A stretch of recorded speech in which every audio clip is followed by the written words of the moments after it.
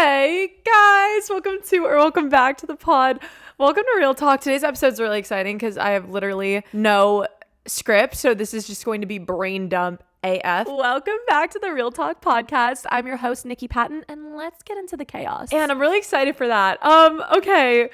So first thing, life updates. Life is going so good. I've been trying to pre-film a couple of these podcast episodes because I'm going home again to New Jersey. So I thought I would just try to chat with y'all as much as possible while I have my little LA set up, and hopefully I have enough episodes to get us through. Okay. Anyway, fun things coming up in my life.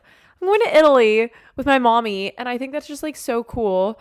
I haven't traveled with my mom in a long time, so I feel like it'll be a really cute Mamma Mia moment. And even though that's Greece, I think I also have a latte because actually, guys, I'm going out right after this. I'm going to try to go out in LA, not go out. We're going by the beachy area, and I don't really leave the apartment that often, so leaving the apartment with friends should be a fun time. Also, I need to leave my apartment more for the plot. I've realized that we are collectively, I think as a society, in this era where we like to rot a lot, and that's cool, but it's sometimes you need to get out of your comfort zone and do things for the plot. It's kind of necessary sometimes. Today's iced latte is so good. It's what is this? It's a salted caramel vanilla, but it tastes like coconut. I swear. I don't know why it tastes like coconut. It just does. It tastes like a coffee you would get on an island. I swear. Also, I did this really cool blush combo today, guys. I mixed Rare Beauty's highlighter and Glow Recipes blush on my face, and it literally looks so good. I don't know if you're watching the video version, but it looks so good. Anyway, I've just been kind of a rot fest lately, and I feel like it's really good to get out of your own space and your head, so that'll be fun tonight. And then next week I'll be back home in New Jersey, and I love an East Coast summer. I love the vibes so much. Okay, one thing that popped into my head to talk about today was, what if I explained to you guys my type? Because I fear I haven't really talked about it much, and I'm what if I tell you guys my type, you'll be able to find people for me, but not only that, but you'll just know me better. I feel to be best friends, you have to know. Oh my gosh, I just kicked my light. I feel to be best friends, you have to know your friends' types, right? So also, I thought it would be kind of interesting because one day I feel probably I'll date someone again. And when I date someone, I want to look back on this and, number one, make sure I didn't settle. But number two, just see how funny would that be? Because I feel you never know if you're going to end up with someone who's exactly your type to a T, or someone who's kind of more just a surprise, a shock. I feel that always happens to people. They're this was not my type of person, but it grew on me, or they grew on me.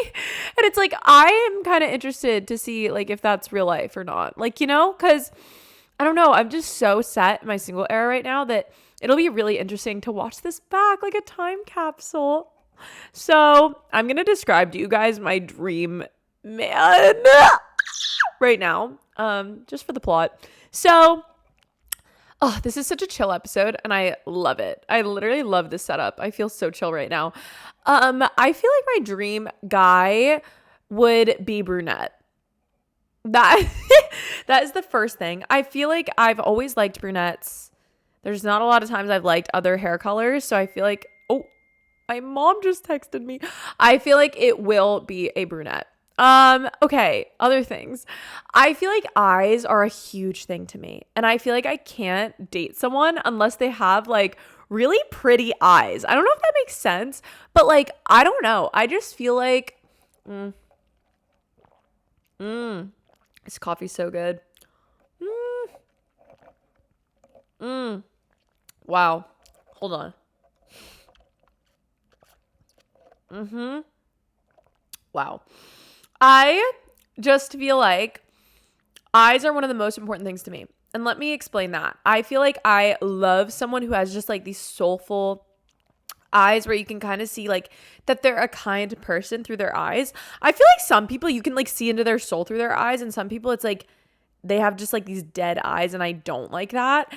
I've never liked someone with like dead eyes, and I feel like I just really need someone who looks like they have like a very kind soul, and you can kind of see it in their eyes. I feel like that's always been a huge thing for me, and it's really specific because it's not about like your eye color. It's not about like the shape. It's not about any of that. It's like literally if I can see into your soul through your eyes, like I like you. Okay, what else? I feel like I have liked a lot of people with like hazily green eyes before. I feel like that's kind of a common theme. Just like cool eyes though. I don't need them to be any type of color. I just like need cool. Okay, what else? I feel like personality wise, I always like people who, okay, there's two types. I feel like I've liked guys that are like very like charming, charm forward, like just very charming to everyone and just like has that personality, you know, or they're just a charmer. And then I've liked guys who are just like more shy and gentle. And I feel like if I had to make a guess right now, I don't know. I like a good balance of both. Like I like a guy that can do both because I love just like a charming personality. But the problem with charming personalities is that they're usually, okay, they've usually been narcissists for me, at least in my experience. But they're also just like charming to everyone. And I feel like something that I like about people is getting to know their like folds, you know? Like I like that sounds so weird. I like to like uncover things about someone like one layer at a time. I like people that are a little more like, it takes a little bit to get to know them and open up to you because then it's like a reward when they do and it's so sweet.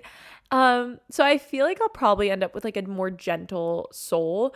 And I love that. I love when a guy has like a soft side. I think that's just something that I admire a lot, if they can be like emotional and just open about it without feeling weird. I think that's honestly one of the most attractive traits like ever. So underrated. I don't know. I just feel like a lot of guys are like too scared to be any type of feminine nowadays, and I feel like it's a good thing. That's another one that I think I would end up with a guy like that, in my humble opinion. What else? I don't know. This is kind of fun. I'm like thinking, I don't know. I feel like I'll end up with someone. Okay. I feel like there's also two types of like jobs in the world. There's like the more structured ones, and then there's like the more artsy people. And I feel like I'm going to end up with someone who's a little more artsy. I don't know, but I just feel like I also live in Los Angeles, so it's way easier to find people like that. But I feel like that's what I've gone for in the past. It's just these like artsy types, but maybe that's not a good thing. I don't know. If I end up with like some structured, buttoned up person, I'm going to be like, whoa, that's hilarious. But like, I don't know. Cause either I feel like I'll end up with someone either like me, where they're like outgoing and artsy and fun, or someone who's like more reserved and like the opposite of me and like very like buttoned up and like, I just don't know. It could go one of two ways. And I'm really curious to see what we end up with here. And it's crazy to think that like when I meet my person, I will literally like have this footage to look back on. Like that's kind of crazy to me, honestly. Yeah, that's kind of insane to think about. I don't know. I'm like getting giddy. Like you guys know I don't really like take pauses in my podcast, and I usually can talk through like everything, but like I'm literally getting like excited at the thought of it. That's so delusional. Considering that I don't know anyone that I would end up with right now. That's actually so funny. Oh, what else is new? Okay, I dyed my hair. It's blonder than it was, and I feel like I like recently have not felt like myself unless my hair is like lighter, which is so funny because my natural hair is like almost black. So I don't know why that's the truth, but it is. I also just made a shorter video about this for like Instagram and TikTok, and I was doing my makeup today, and I was thinking about how we rush being single so much, and like why do we not enjoy this era more? Because I have this theory. I've said this before and I will say it again. I think that the longer you wait to date and like be with someone, the hotter they're going to be.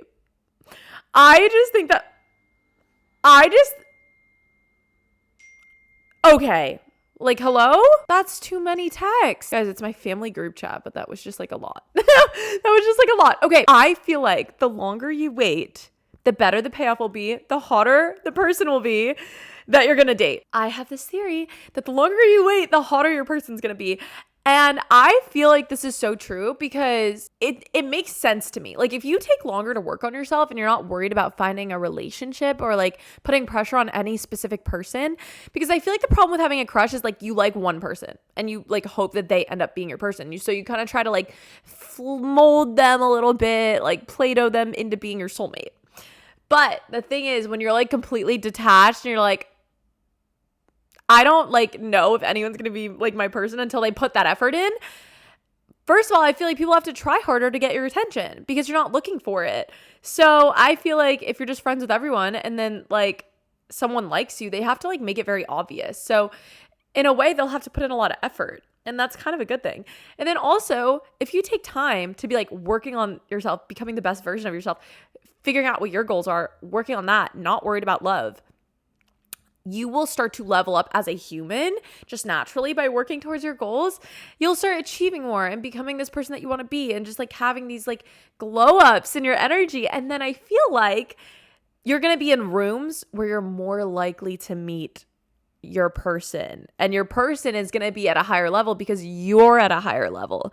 And I think that's so important to understand because when you're looking for it, when you're looking for the relationship, you're more likely to settle because you're trying to fill the role. You're like, I need a boyfriend, so I'm going to take any guy that I'm slightly attracted to and see if they fit into being my boyfriend. And the problem with that is like, I feel like you're not becoming the best version of yourself because you're focused somewhere else, but also you could be dating so much hotter if you just focus on yourself. Because I feel like naturally, when you become a better person, like better quality people will also come into your life. That's how I'm thinking about it. And that's why I think the longer you wait, the hotter your person will be. That's why I'm kind of like happy in my single era right now. And if that could just help one girl who's out there like complaining about being single this week, I've done my job. And like, yay, that's so fun. Being single is so fun. Like, it's so fun. And also, one of my mindsets about being single is just like, I love the excitement of knowing you haven't met them yet. Like, I love that. Like, why is that like so overlooked? If you like have met your person, it's great and everything. But like, if you haven't, it's like you still have a whole story to live out, like beginning to end. Like, you still have like the whole part where you guys meet. Like, you haven't even gotten to the meet cute, you know? Like, you haven't gotten even to the part where there's like sparks for the first time, or you're feeling butterflies for the first time.